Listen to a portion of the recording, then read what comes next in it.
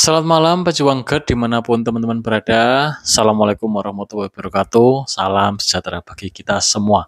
Oke teman-teman, selamat datang di channel saya. Teman-teman ya, di channel ini kita akan membahas seputar lambung.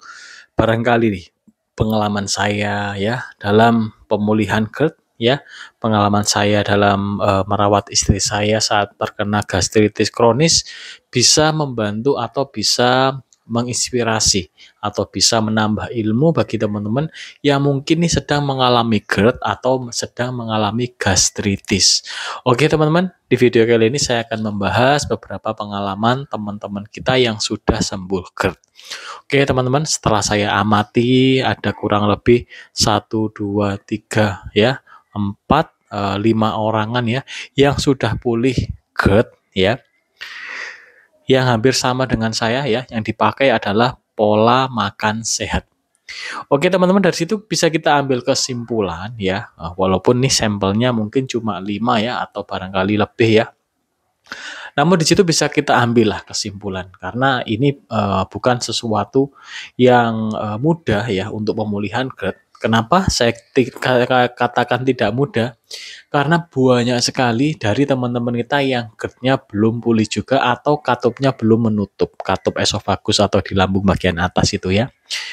Nah teman-teman, polanya hampir sama semua, yaitu yang pertama, atur pola makan menjadi pola makan yang sehat atau bergizi ya. Kemudian cukupi dengan aktivitas peregangan atau olahraga, kemudian dengan istirahat teratur dan pola pikir. Umumnya yang dipakai itu teman-teman ya. Umumnya yang dipakai itu sama semua. Ya, hampir sama lah ya. Bisa ditarik kesimpulan seperti itu. Seperti yang saya bikin videonya yaitu 4 pilar ya pemulihan GERD, umumnya sama seperti itu. Karena apa teman-teman ya, saat kita mengalami GERD itu yang harus kita perbaiki itu pencernaan kita teman-teman. Gitu ya. Jadi fokusnya di pencernaan kita.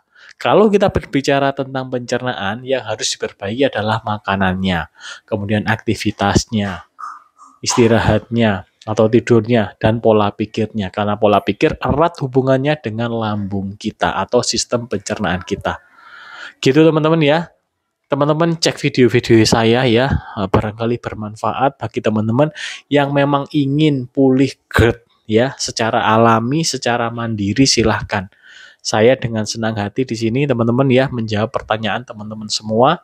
Barangkali dari pertanyaan teman-teman ini bisa menginspirasi teman-teman yang lainnya gitu ya. Sehingga kita bisa sama-sama pulih bersama. Sebenarnya GERD ini adalah persoalan yang cukup mudah untuk kita atasi. Namun kalau kita tidak tahu kuncinya, kita akan kesulitan mencari. Saya dulu mencari juga beberapa bulan dan puji syukur bisa pulih di waktu 8 bulan. Suatu kondisi yang memang harus kita terima dengan sabar pada saat itu, yang kita mungkin sudah berpikir, saya apa bisa sembuh ya? Karena apa teman-teman ya, yang kita rasakan itu sensasinya sangat-sangat luar biasa sekali. Gitu ya teman-teman ya. Kita lemes, keliengan, jantung berdebar ya, kemudian makan kesukaan kita atau makan makanan yang membuat kita itu nyaman gitu ya, itu tidak bisa ya. Makanan favorit kita tidak bisa kita makan, kan kita agak stres gitu ya. Karena kan makanan itu sudah kita konsumsi bertahun-tahun, seperti snacks misalnya. Saya suka sekali dengan snack mie, terus terang teman-teman ya, mie yang kecil-kecil itu ya. Saat saya mengalami GERD, saya tidak bisa memakan itu sedikit saja, tidak bisa. Ketika saya makan sedikit langsung sensasinya keluar, entah itu sesak, entah itu rasanya di perut ini begah dan lain-lain, sehingga stop total semua makan makanan yang seperti itu. Memang harus stop total teman-teman ya, makan makanan yang tidak real food ya, seperti sosis, pentol, nugget, mie, itu tidak real food semua, harus stop total. Pizza, batagor, cilok, kemudian martabak, telur, martabak manis seperti itu. Harus stop semua teman-teman ya. Ini bukan karena gaya-gayaan atau kita ini takut apa tidak, bukan. Kalau kita konsumsi itu rasanya di badan itu enggak enak teman-teman, sensasinya keluar gitu ya. Sehingga ketika kita stop semua, kita makan real food itu menjadi enakan. Karena memang yang harus kita perbaiki adalah sistem pencernaan kita, teman-teman ya. Jadi teman-teman yang mungkin sedang mengalami GERD, yuk tetap semangat. Saat sekarang ini mengalami sensasi yang luar biasa, bersabar, diterima ya. Kemudian langkah yang dilakukan, cukupi probiotik. Saya dulu tidak tahu apa itu probiotik. Saya terus belajar kepada live-nya para dokter-dokter, videonya dokter-dokter, teman-teman, pengalaman teman kita yang udah pulih, saya pelajari semua, ternyata kuncinya di situ. Kita harus seimbangkan probiotik, prebiotik, makan makanan yang real food atau yang bergizi, didukung dengan pola aktivitas kita, nggak boleh mager, nggak boleh males gerak, nggak boleh. Sering berjemur setiap pagi, kemudian tidur nih harus diatur ya. Kita harus istirahat sekian jam ya, minim 6 atau 7 jam.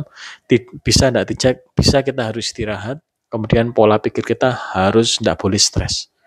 Gitu teman-teman ya. Oke teman-teman, semoga bermanfaat di video kali ini teman-teman ya. Itu tadi sekilas saja tentang pengalaman dari teman-teman kita yang pulih dari GERD ya. Polanya hampir sama semua, yaitu yang utama ada di pola makan ya. Pola makan ini adalah makan makanan yang real food atau makan makanan yang sehat, atau adalah makanan yang dibutuhkan oleh tubuh kita. Ya, sejatinya tubuh kita ini memang membutuhkan makanan-makanan dari alami yang memang sangat-sangat alami, tidak berubah bentuknya. Jadi diolah di tubuh kita ini mudah. Teman-teman harus mengetahui di 10 tahun belakangan ini teman-teman ya, GERD sangat-sangat menjadi populer ya. Sehingga saya juga terkaget-kaget bahwa saya bisa terkena GERD. Padahal pola makan saya termasuk pola makan yang sehat. Saya selalu konsumsi serat, protein, dan buah-buahan. Namun masih saja bisa terjadi karena apa? Saya makannya terlalu banyak. Kemudian saya setelah makan yang sehat-sehat juga masih ngemil snack-snackan.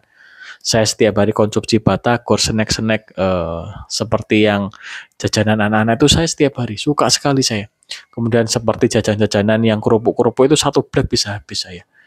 Nah, itu bisa ternyata merusak enzim pencernaan kita karena dalam konsumsi jangka waktu yang panjang. Nah, setelah kita pulih, apakah kita masih bisa mengkonsumsi makanan yang seperti itu, yang pantangan tuh? Jawabannya bisa. Namun tetap dalam persentase yang lebih kecil. Semisal dalam satu hari real food-nya 80%, non real food-nya 20% silahkan. Kalau kita mau lebih bagus lagi ya 100% real food. Namun kalau tidak bisa, persentasenya yang non real food dikit aja. Gitu ya teman-teman ya. Oke teman-teman semua, terima kasih juga sudah menonton video ini sampai habis. Mohon maaf apabila ada salah kata.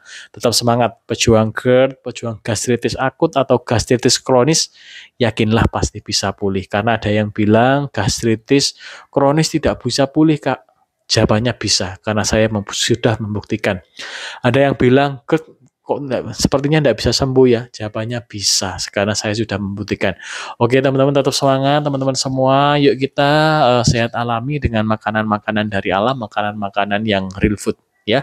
Pejuang GERD, kita juga harus menjadi pejuang real food.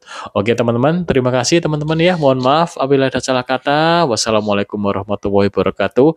Salam sejahtera bagi kita semua.